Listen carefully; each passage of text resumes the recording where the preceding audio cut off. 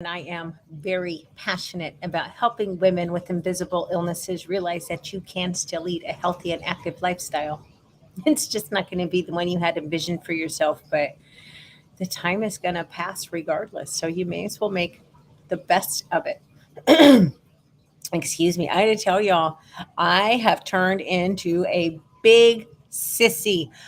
I am so freaking cold. Now, it's a lot more humid here in Tyler than it is in Fairbanks, but it's been like in the 40s today, and I'm freezing my butt off. It's been in the 40s and rainy, and yeah, I'm cold. So I'm in a nice, warm, soft hoodie, and I didn't venture very far today. Although, my car's got a good heater because it's from Alaska, but yeah, it's just amusing to me how much of a sissy I've turned into in such a short amount of time. That being said, excuse me, I am going to Alaska this week. I fly out Thursday. My girlfriend sent me a picture of the thermometer on her porch this morning, and it was almost 50 below zero at her house. So, yeah. There's that. But anyway, I was talking to my mentor the other day. I'm really blessed. I have an incredible mentor. He's a really close friend, and I think the world of him and his wife. And we're talking about the holidays, and he says there's all these video topics that I should be covering during the holidays, and this wasn't one of them. But as soon as it crossed my mind, I'm like, you know what, this is important because all this stuff, all these gifts that I've given myself, they've really had a tremendous impact on my life. So let's talk about some gifts that you ought to consider giving yourself.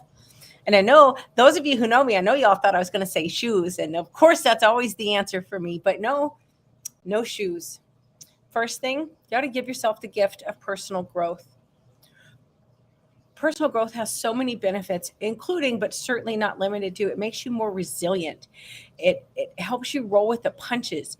It helps you learn how to regulate your emotions. Now, if you have health issues like I do, that can be really challenging, especially fibromyalgia leaves you stuck in a fight, flight, or freeze state. Well, obviously, you're having problems with emotions if you're stuck in that high anxiety, that I don't want to say panic, but it's not that far away from it, truly.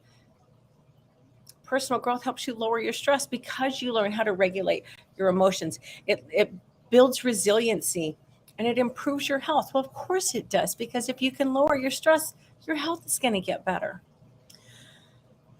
There's some great books out there. Authors that I really love, John C. Maxwell, he's my current favorite. I freaking just love the guy.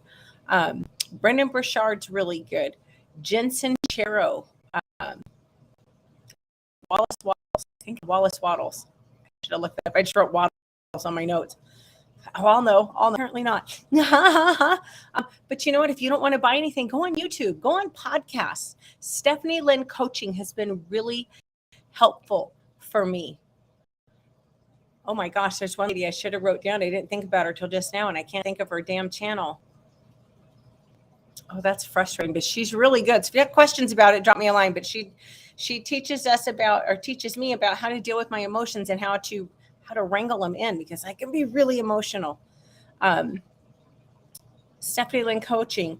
Trent Shelton has an amazing YouTube channel, and I believe he has a podcast too. Brendan Burchard has a great YouTube channel. The next thing you should consider giving yourself, some peace of mind. Who couldn't use that, especially these days? Engage in mindfulness practices, Tai Chi, yoga, some great free yoga resources, at least that I think are great. Yoga with Bird or Yoga with Adriene, both on YouTube. Tons of free material out there. Meditate. Meditating is so good for you. And you know what? There's so many different kinds of meditations out there. You can find something that's going to resonate with you and it's going to make a big impact on your life. Brendan Burchard. See, he keeps coming up. Isn't that funny? Brendan Burchard has a great mantra meditation available for guided meditations. Calm. They have an app, but they also have a YouTube channel. A lot of really good stuff on there. Tapping meditations. I like the tapping solution with Nick and Jessica Ortner. There's coherence meditations. Joe Dispenza is amazing at those. They're really powerful, at least for me. But see, here's the thing. This isn't a one size fits all. What works for me may not work for you. So try different things on. Give it a go. See what you think. You'll know when you find something that resonates with you. You'll know. Now, granted, if you're just getting started meditating, most of it's going to probably feel pretty weird to you. But give it an honest chance, not just a one and done. Give it an honest chance, and you'll figure out what's the most comfortable for you. You know what else is a great? Of course, prayer is an excellent form of meditation, but you know what else is good for meditating? Going for a walk, leaving your music off, turning your phone off. Well, not off, but put it on do not disturb, and go for a walk and just focus. Be aware of everything around you. What are you hearing? Is it traffic sounds? Are you hearing birds? Are you hearing a dog barking? Maybe you're hearing children playing somewhere. What are you seeing? Are you seeing lakes? Are you seeing, well, probably not lakes plural, but are you seeing a lake? Are you seeing trees? Are you seeing flowers? Are you seeing snow? Are you seeing traffic? What are you seeing? What do you smell? Maybe you smell fried food somewhere. Because I was thinking of walking in the city. Maybe you smell fresh cut grass. Maybe you smell somebody burning leaves. But pay attention. The more detailed you can become and what's going on around you, the more focused you're going to be. And that's going to go such a long way towards quieting your mind. Another really good mindfulness practice, journaling. Just get a little cheap notebook and keep it next to your bed. And either first thing in the morning or last thing at night, just write in it. It doesn't have to be anything profound. It doesn't have to be long. Just, how was your day? Or if you're doing it in the morning, what are you going to do today? What's your plan for the day? All these things are going to really help. They're going to help you learn how to focus. They're going to help you learn how to quiet that chatter that goes on in your brain. Side note, I was just freaked out when I realized a few years ago when they discovered that some people don't have an internal dialogue. And I was like, how is that even possible? And then my second thought was, oh, wow, that must be so peaceful. Yeah, I have a chattering monkey brain, as one of my Tai Chi videos put it. Next gift you ought to consider giving yourself, fitness. I know. But you guys, fitness was actually the first thing that I started doing that led me from being really unhappy, severely, and I mean severely depressed. I didn't give a damn about myself. I didn't give much of a damn about anybody around me, because if you don't like yourself, you can't really like anybody else. But somehow in the midst of all that, I rekindled a very, very old love for fitness. And I did that with fibromyalgia. And I got to tell you, when I first started, I could barely do 10 minutes a day on a Wii Fit. That is a flippin' children's toy. Do you know how horrifying that is, to be a middle-aged woman who can barely do 10 minutes on a child's toy? But I stuck with it, and it opened the door for me doing all these other things that we're talking about tonight. It taught me about goal setting. It taught me how good it feels to achieve a goal. And there are so many free workouts available. There's really no excuse. You can always go for a walk.